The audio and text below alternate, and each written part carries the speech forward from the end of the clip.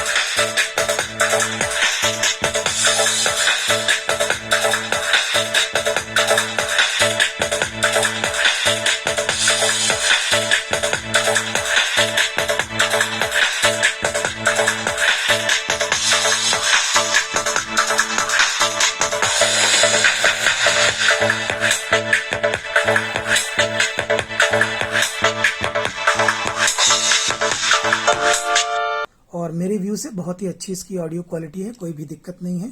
और आइए अब इस बोर्ड के बारे में डिटेल से बात करते हैं। सबसे पहले मैं ओपन करके दिखाता हूं कि इसके अंदर है क्या।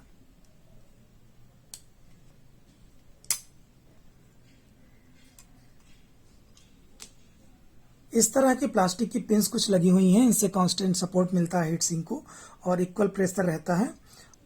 ये हीट सिंक का पेस्ट मैंने क्लियर कर दिया, तो आप क्लियरली देख सकते हैं यहाँ पे NXP की मार्किंग है, यानी कि ये integrated circuit IC original Philips का है। और यहाँ पर इसका TDA 8954TH नंबर लिखा हुआ है। और ये ब्रिज रेक्टिफायर लगा हुआ है, दोनों आईसीज के लिए अलग अलग ब्रिज रेक्टिफायर लगा हुआ है। ये इनपुट आपका जो म्यूजिक लिखा हुआ है, यहाँ से इनपुट आती है आपकी। ये कैपेसिटर है 1000 माइक्रोफैरेड 50 वोल्ट्स के। और एक और नई बात है इस बोर्ड में, आपने अभी तक जितने भी बोर्ड देखे होंगे वो सिंगल सप्लाई से चलते हैं, लेकिन ये ड्यूअल सप्लाई से चलता है, इसीलिए इसमें 3 वायर वाला ट्रांसफार्मर यूज होता है। और यहाँ पर आपका म्यूट और स्टैंड बाई के लिए लगा हुआ है। और ये एक ट्रांजिस्टर की मदद से बना हुआ वोल्टेज रेगुलेटर इसमें लगा हुआ है, जिसमें आपके जिनर डायोड देख रहे हैं। तो कुछ इस आईसी की कुछ पिंस को कांस्टेंट वोल्टेज चाहिए होता है, लो वोल्टेज, इसलिए रेगुलेटर लगाया गया है। और ये आउटपुट पर आप कॉइल देख ही रहे हैं और आउटपुट के ब्लॉक कनेक्टर्स भी आप देख रहे हैं। FR4 मटेरियल से बना हुआ है ये, तो डिजाइनिंग प्रॉपर है। और आइए चलते हैं इसके टेक्निकल डिटेल्स के बारे में। डेटा शीट से देख के मैं आपको बताऊंगा कि कितनी काबिल है आईसी और क्या इसकी कैपेबिलिटीज हैं। ये है TDA 8954 की डेटा शीट, जो कि फिलिप्स के द्वारा बनाई जाती है। और ये आईसी आप मोनो और स्टीरियो दोनों मोड में यूज कर सकते हैं। अगर आप इस आईसी को मोनो मोड में यूज करते हैं तो 210 वाट के 2 चैनल आप लोड डाल सकते हैं इस पे। और अगर आप इसे मोनो BTL मोड में यूज करते हैं तो ये 420 वाट की आउटपुट दे सकती है। और इस आईसी की डेटा शीट क्लेम करती है कि इस आईसी की ऑडियो क्वालिटी क्लास A-B के एम्पलीफायर की तरह है। और ये प्लस माइनस 12.5 वोल्ट से लेके प्लस माइनस 42.5 वोल्ट तक काम करती है। अगर आप इस आईसी से स्टीरियो या मोनो मोड में फुल पावर लेना चाहते हैं तो इसे आपको प्लस माइनस 41 वोल्टेज की सप्लाई देनी पड़ेगी, यानी कि सिमेट्रिकल पावर सप्लाई से चलता है। ये आपको जान के बहुत खुशी होगी कि ये आईसी सिंगल लाइन पैकेज में भी कुछ इस तरीके से अवेलेबल है, TDA 8954J। और आप इसकी सहायता से थ्रू होल वर्जन भी बना सकते हैं, खुद की पीसीबी डेवलप कर सकते हैं। और PWM या क्लास D एम्पलीफायर में एक बहुत ही इंपॉर्टेंट चीज होती है कि कितनी स्विचिंग फ्रीक्वेंसी पे आपका एम्पलीफायर चल रहा है।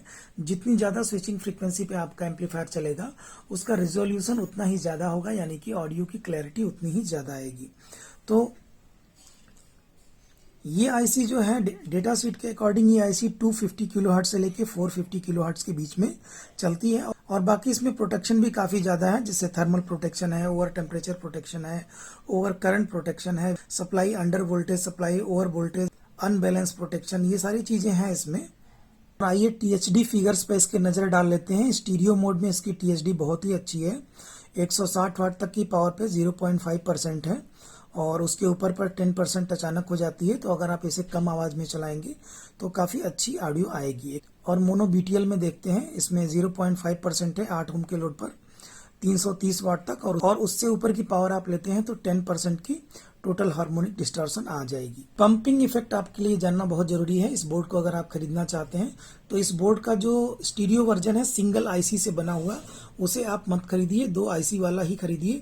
यानी कि कोई भी ऐसा बोर्ड खरीदिए जिसमें IC मोनो PBTL मोड में लगी हुई है, क्योंकि स्टीरियो वर्जन में एक पंपिंग इफेक्ट करके इफेक्ट होता है, जिससे आपके पावर सप्लाई के कैपेसिटर जो होते हैं रिवर्स चार्ज होने लगते हैं और वो ब्लास्ट भी हो जाते हैं। यद्यपि डिजाइनर अच्छा डिजाइन करके उस पर ओवरकम कर सकते हैं, बट उसे लेना मैं सजेस्ट नहीं करूंगा। तो आपको बोर्ड लेना है इसका तो या तो सिंगल IC वाला मोनो लीजिए या तो डबल IC वाला स्टीरियो लीजिए। सिंगल IC वाला स्टीरियो बोर्ड मत लीजिए। डेटा शीट की डिटेल आपको पता चल गई और आपको ये भी पता चल गया होगा कि एक बहुत ही पावरफुल IC है। एक single IC parallel bridge tied load mode पर 420 वाट्स की आउटपुट देती है, जो कि बहुत ज्यादा है। फिलहाल में अगर क्लास D ICs के बारे में बात की जाए तो ये IC सबसे पावरफुल अवेलेबल IC है ऑडियो वर्ल्ड में। बाकी क्लास D के एम्पलीफायर जो इससे ज़्यादा पावरफुल हैं वो मॉसफेट बेस्ड हैं और उसमें ड्राइविंग के लिए IC यूज होती है। लेकिन इसका यूज जो है बहुत ही क्रिटिकल है। जिस तरीके से आप देख रहे हैं इस तरीके से यूज करेंगे तो आप इसकी फुल पावरफुल पोटेंशियल एक्सप्लॉइट नहीं कर पाएंगे। फिर भी अगर आप होम यूज में इसे लेना चाहते हैं तो आपको ज़्यादा मॉडिफिकेशन करने की जरूरत नहीं है। सिर्फ आपको ये कैपेसिटर चेंज करने पड़ेंगे। यानी कि पॉजिटिव रेल पर आपका 2000 माइक्रोफेरेड का और निगेटिव रेल पे 2000 माइक्रोफेरेड का सिर्फ कैपेसिटर लगा हुआ है। तो ये बहुत ही कम है, इससे कोई फायदा नहीं है। और इस बोर्ड में स्पेस भी कम है, स्पेस तो आप मॉडिफाई नहीं कर सकते हैं। बोर्ड के नीचे जगह है, यहाँ पर आप पैरेलली कैपेसिटर लगा सकते हैं इसके साथ में। तो 24 को अगर आप 1.44 से मल्टीप्लाई करेंगे तो ये आपका 34 वोल्ट के करीब में आ जाएगा। यानी कि 35 वोल्ट से ये बोर्ड हमारा चल रहा है ±35। तो ±35 के हिसाब से 50 वोल्ट का कैपेसिटर इसमें लगा हुआ है। तो कैपेसिटर की वोल्टेज तो ठीक है बट माइक्रोफैराड ठीक नहीं है। और दूसरा अपग्रेड ये है, ये हीट सिंक काफ़ी अच्छी है, लेकिन इसका हीट का आप कैलकुलेशन करेंगे तो बहुत ज़्यादा आ जाएगा। मैं आपको दिखा देता हूँ। 800 वाट हो गया इस बोर्ड का टोटल। तो 800 का 10% अगर आप करेंगे तो 80 वाट की हीट इसमें से निकलेगी। तो 80 वाट की हीट के लिए ये हीट सिंक बहुत ही छोटी है, ये बहुत ही ज़्यादा हीट हो जाती है। अभी भी मैंने इस बोर्ड को जब टेस्ट किया तो ये हीट सिंक काफ़ी ज़्यादा हीट हो जाती है। आप सोच रहे होंगे कि क्लास D में ज़्यादा तो हीट नहीं होता है, क्लास D है लेकिन ये काफ़ी पावरफुल भी है, तो हीट भी उसी रेशियो में निकलेगी। तो इसके लिए आपको इस पर एक छोटा सा फैन लगाना होगा। इस तरीके का फैन अगर आप हीट सिंक पे लगा देते हैं तो काफ़ी धीरे भी फैन चलेगा, तो इतनी हीट को डिसिपिएट कर सकता है। तो ये मॉडिफिकेशन था आपका होम यूज़ के लिए। इस बोर्ड में कितनी पावर सप्लाई पे कितनी पावर मिलेगी मैं आपको दिखा देता हूं। तो देखिए ये पावर सप्लाई है और ये आउटपुट पावर है, यानी कि 27.5 वोल्ट पर लगभग 150 वाट की आउटपुट इससे मिलेगी। और वहीं आप 32.5 वोल्ट पे जाते हैं तो 220 वाट के करीब में मिलती है। और आप 37 वोल्ट पे जाते हैं तब आपको 350 वाट मिलेगी। और 37 से 42 यानी कि 41 वोल्ट पर आपको लगभग 400 वाट की पावर मिलेगी आउटपुट।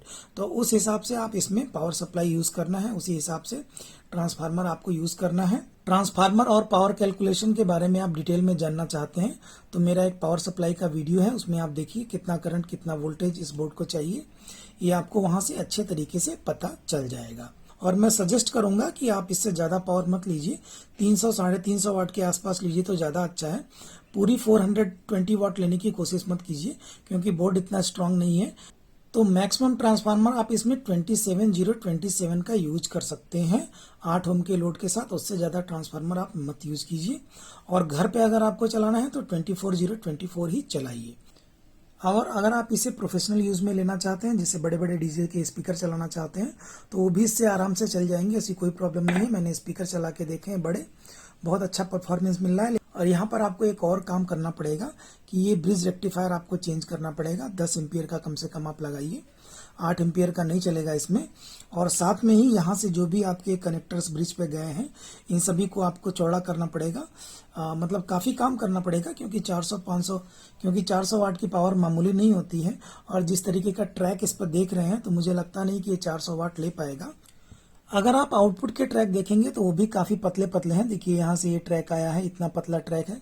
तो आप सोच रहे होंगे कि इतने पतले ट्रैक से 400 वाट की पावर कैसे आएगी। तो यहाँ बिकॉज मॉड्यूलेटेड पावर होती है, हाई फ्रीक्वेंसी मिक्स होती है, तो यहाँ में ज़्यादा चिंता करने की ज़रूरत नहीं है। फिर भी अगर आप चाहें तो इस पर एक कॉपर का वायर पैरेलली आप कनेक्ट कर सकते हैं, जिससे आपकी वायरिंग स्ट्रांग हो जाएगी। इसकी प्रोफेशनल यूज़ के लिए मैं कहूँगा कि इसकी पावर सप्लाई को आप निकाल दीजिए, बाहर से इसको आप 37037 की पावर सप्लाई दीजिए। 24 वोल्ट 15 एम्पियर पर वाइंडिंग होना चाहिए आपका ट्रांसफार्मर। और अब एक सबसे इम्पॉर्टेंट बात इस बोर्ड के बारे में बताने जा रहा हूँ कि इसकी सेंसिटिविटी। तो ये बोर्ड की सेंसिटिविटी बहुत कम है, मेरे ख्याल से ये प्रो लेवल का बनाया गया है। तो अगर आप इसे ऑडियो मिक्सर वगैरह से चलाते हैं तभी अच्छा चलेगा, लेकिन डायरेक्ट अगर आप ब्लूटूथ एम्पलीफायर या मोबाइल फ़ोन वगैरह से चलाते हैं तो फुल आउटपुट पावर नहीं ले सकते हैं। तो इस कंडीशन में आपको प्री एम्पलीफायर लगाना पड़ेगा। और प्री एम्पलीफायर ये वाला जो मैंने आपको बताया था, इसमें से एक स्टीरियो सर्किट आप एक चैनल का बना लीजिए और उसको इसके साथ यूज़ करेंगे, तब इस बोर्ड का गेन ज़्यादा बढ़ जाएगा, क्योंकि इस बोर्ड की सेंसिटिविटी कम है, गेन कम है। ये बोर्ड जो है मेड इन चाइना है। इस तरीके के बोर्ड इंडिया में नहीं बनते हैं। क्यों नहीं बनते हैं वो मैन्युफैक्चरर ही जाने, क्योंकि ऐसा कुछ मुश्किल काम नहीं है इसको बनाना, बनाया जा सकता है, बट शायद प्रॉफिट मार्जिन या जो भी हो उसकी वजह से इंडिया में नहीं बनता है। तो ये इम्पोर्टेड बोर्ड है और मैं काफ़ी टाइम से इसको ट्राई कर रहा था कि मंगा लूँ। और एक बार मैंने ऑर्डर किया था बैंगगुड से, वहाँ पर ये काफ़ी सस्ता है। और फॉरेन वेबसाइट पे, चाइना की वेबसाइट पे काफ़ी सस्ता है, 2000 रुपये के अंदर में है। बट वहाँ से इंपोर्ट आजकल क्लोज हो चुका है, कस्टम्स का इश्यू चल रहा है। और मेरा ऑर्डर आके कैंसिल हो गया था, बिल्कुल दिल्ली में आके रिटर्न हो गया। और फिर मैंने काफ़ी दिन तक वेट किया, तो फिर अचानक मुझे एक दिन ही अमेजन पे दिखाई दिया लगभग 2500 रुपीज़ का। तो प्राइस अगर इसका 2.5 थाउजेंड भी लिया जाए तो वॉट के हिसाब से ये कॉस्टली किट नहीं है। अगर आप इसमें 4000 रुपये की पावर सप्लाई भी ऐड करते हैं तो कुल मिला के आपको 10,000 के अंदर में power supply, cabinet, capacitor, bridge, सारी चीज़ें मिला के आपको एक 400 + 400 वाट का अच्छा स्टीरियो प्रोफेशनल एम्पलीफायर तैयार हो जाएगा, जिसे आप अपने होम या डीजे यूज़ में या प्रोफेशनल यूज़ में ले सकते हैं। इसका लिंक मैंने नीचे दिया है, अगर आपको लेना है तो वहाँ से भी ले सकते हैं। बाकी मार्केट में जहाँ से भी अवेलेबल है वहाँ से आप ले सकते हैं। तो दोस्तों कैसा लगा आपको ये रिव्यू? बिकॉज आजकल मैं अपनी प्रोफेशनल लाइफ में ज़्यादा बिजी हूँ, इसलिए वीडियो जल्दी जल्दी नहीं ला पा रहा हूँ। कोशिश करता हूँ कि मैं ला दूँ, लेकिन काम का बोझ बहुत ज़्यादा है मेरे ऊपर, तो मैं ज़्यादा ध्यान नहीं दे पा रहा हूँ। फिर भी मैं वीडियोस रेगुलरली लाने की कोशिश करता रहूँगा। इसी के साथ ओके, थैंक्स एंड बाय, अगले वीडियो तक के लिए।